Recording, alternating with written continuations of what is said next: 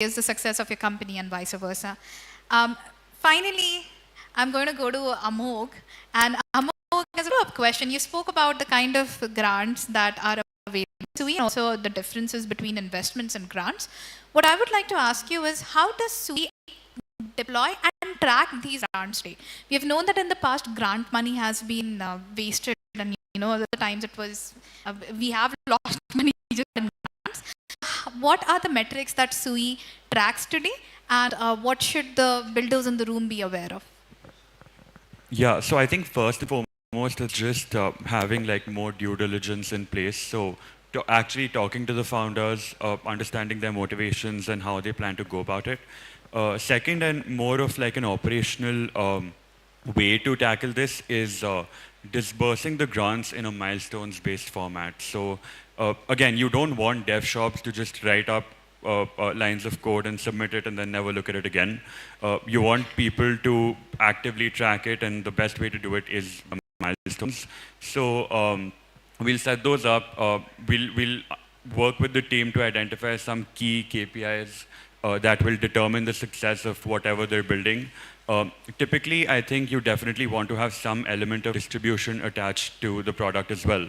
So, teams might build like certain SDKs, but if they're not promoted well by us or, by the development team, then it's pretty much wasted, right? Like, as long as there's no users, no developers using the product, it's not of much use. So I think just like identify these KPIs and then creating milestones based on this is probably like one way that should reduce this rate of, I guess, failure that we've seen with grants. Yeah, I mean, in some way, yes.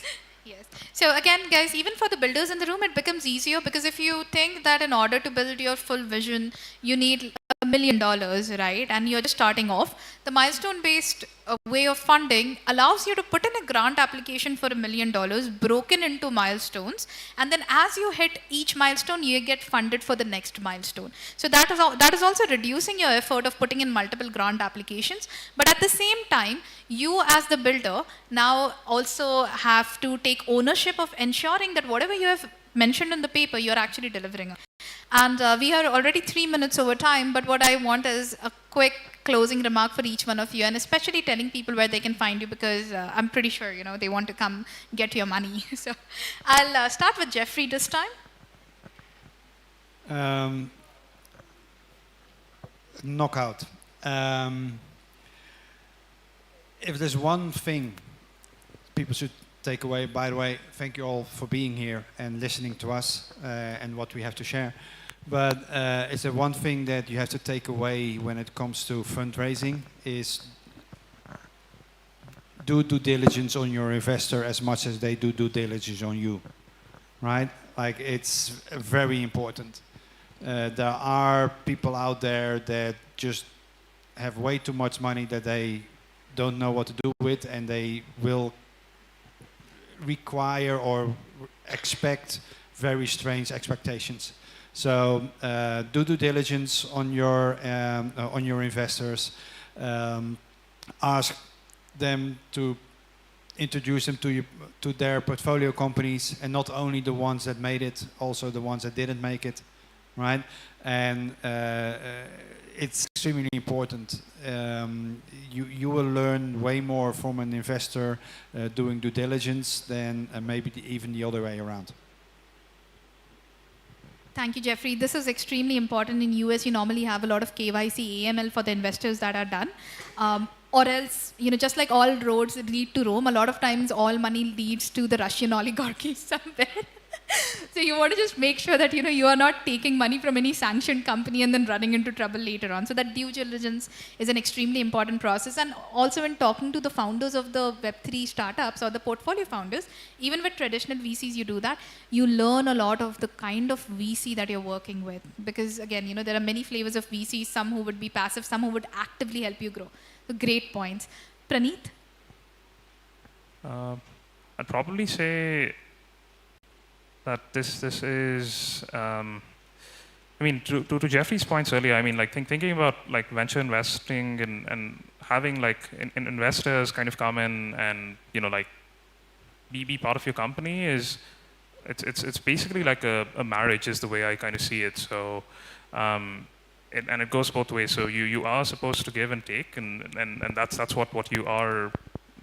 You're signing on essentially for a rather expensive, should we say, loan in some sense, or if I put it very roughly, like the cost of capital that you are considering when you're raising from venture investors is rather high, and there is an expectation that venture investors, at least the most standardized ones, in some sense, have their own fiduciary duty to return capital to their own, like investors in one way, shape, and sense. But it basically means you have to kind of conduct your diligence. You have to understand who you're working with and what exactly they can bring to the table.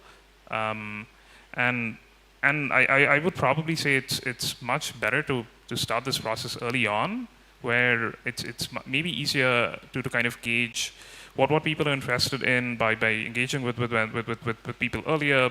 People are generally curious to learn more about what new ideas have been brewing outside their scope of vision.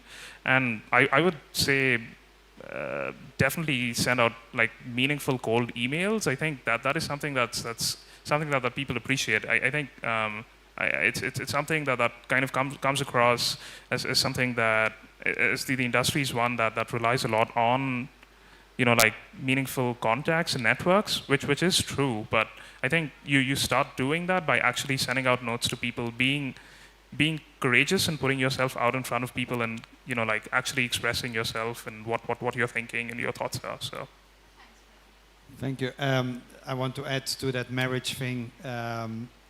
In some cultures, the average marriage is 7 years, and quite often you're connected to your investor 10 to 15, right? So be very careful. Thank you. I think we all needed that. All right. I'm going to go to Amok. Yeah, I think from my perspective, the only thing I'll say is look for sustainability and orient yourself towards building out something for the long term, align yourself to a goal, and then, then I guess look for money. The same trading analogy, right? Like people say that switching assets is gonna, you'll be worse off if you switch assets in your portfolio rather than, if you hold them long term, you're probably better off in terms of returns.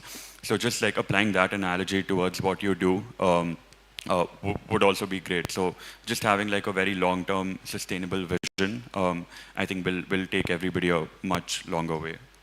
Thanks, Amok. Just a quick point I wanted to add, and I forgot. With Praneeth, again, guys, as he said, he's looking at investments in the social space. So if you're building something in the social space, that's Praneeth.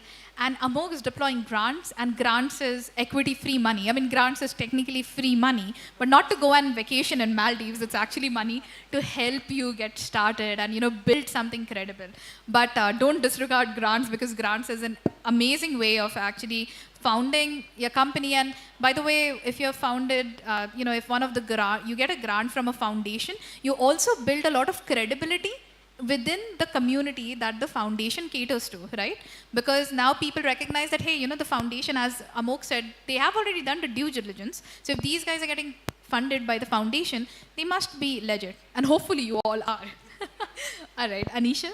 Yeah, so kind of kneeling on what everyone said here, due diligence, right? And not just you doing due diligence on investors are doing due diligence on you. And this year what I have seen is governance has become key, especially in the Web2 space, and that's trickling into the Web3 space. So investors are getting stricter with their diligence, which is why it becomes important for you to have good governance framework, right? And that gives the confidence to investors that you're legit. So hustle works, but you can't be hustling and saying, oh, it's chicken and egg, so let me first get an investor, then I'll figure out the model, right? So key is governance. Yeah, and as Jeffrey said, the time where people used to just throw money at projects, it's probably gone now. So you actually have to be building something and something credible. And everybody here spoke about sustainability in order to attract the investors. And with that, guys, first of all, I want the audience to give a big round of applause for yourselves because you are here, right? Of course, the room was full. Everybody else, it seems, they rushed for the samosas and kati rolls. But thank you to everybody who stayed back here. And I also want to thank our amazing panels here, our panelists. You can connect with them during high tea, which is going to be served just behind the registration desk. And once again, I want to thank everybody who made it to the event today. This is a community event. We don't make any money from any of these events. We will send out a survey link, and we would appreciate if you all can fill that survey out.